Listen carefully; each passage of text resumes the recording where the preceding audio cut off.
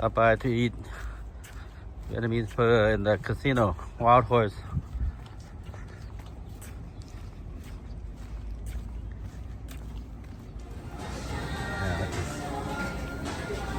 Oh, we found the pho place right here. มันเป็นแบบอันน่ะมันเป็นแบบอันนั้นตัวหั่นน่ะเปิดโมเปิดอยู่อันน่ะ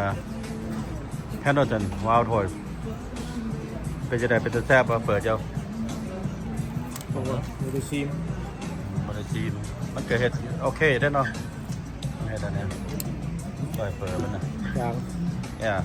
หวานหวานมันเฮ็ดใส่ปากเป็นขาวแล้วมันเฮ็ดหวานดีๆนี่ก็จะมาข้ามปีเนี่ยโอ้ยขึ้นหวานขอบแบบประเทศเนี่ย